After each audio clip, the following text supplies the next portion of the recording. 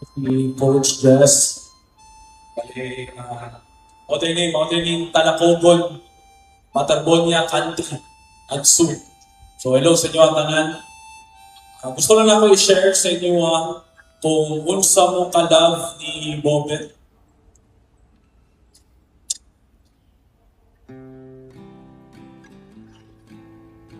April, bali, naay qualifiers, tryouts for Gilas.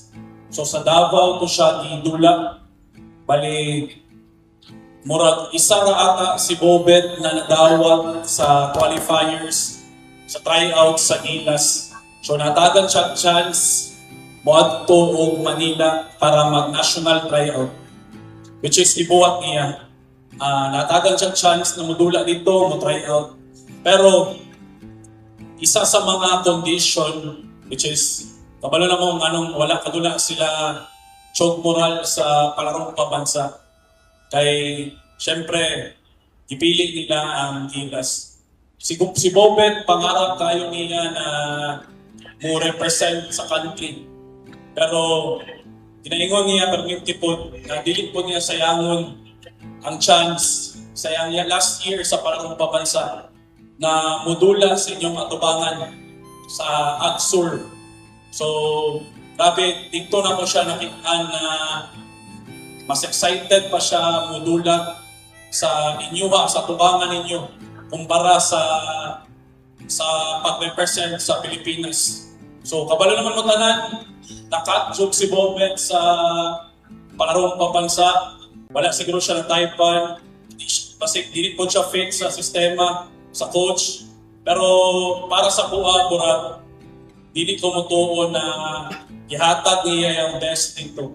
Mas natuo ko sa feeling ako na mas gusto niya i-represent ang Talakobon. Mas gusto niya i-represent ang Agso. Mas gusto niya modula sa inyong atubangan sa home court niya kung asa siya nagsulod. So ato si Bobet, dili na siya makalimot kung asa siya gikan, and grabe jud niya ka-grateful na bata jud. As in, naihatag siya, makadawat siya, perminti jud na siya muhatag na grateful kay siya. Perminti niya na ipakita na grateful kay siya.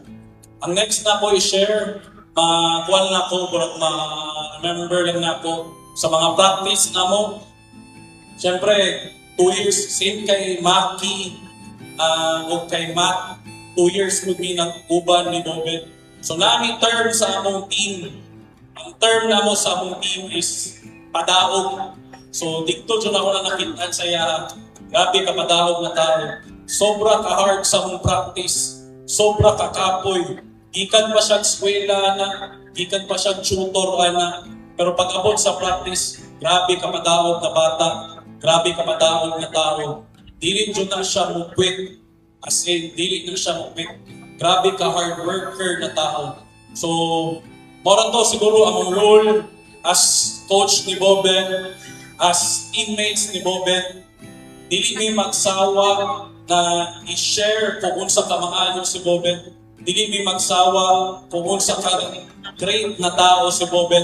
Ang goal na mo is dili siya malimtan sa tibok kalibutan. Ana na mo represent si Bobet. And si Bobet, wala na siguro po yung wala na siguro po yung ingon sa iyaha kay naingon na dyan na ako tanan sa iyaha. Nadunggan ako niya, kapalo na siya, unsa na ako siya ka-love, tutungbuhin pa siya, open kayo ang communication, sige may istorya. Tanaw na ko, tanan pwede naingon na ako sa iyaha. Ang akong maingon na lang is sa mga teammates niya, sa mga nabilin direct, katong sila Maki, sila Matt First Group, sila Lloyd, sila Bayan-Ban, notong mga dugay jud kayo na kauban ni Bobet 2 years straight jud. Sila JM na naa dire. Punta ipadayon ninyo ang dreams ni Bobet. Kay kamo ang night chance na mo continue anak na dream. So mag-expect ko na mas motivated mo, mas hardworking mo, mas ihatag ninyo tanan kay mao nang gusto ni Bobet, and kamo ang chance na makabuhat ka na kay buhit pa mo. So Ayaw niyo sayangin yung kinabuhi. I-represent na to sakto si Bobet. O, always pray to the Lord na ma-at peace na si Bobet o matagan po mahulay yung peace ang iyang family. Salamat guys sa inyong tanan. Batarboga Country. Thank you. Yes.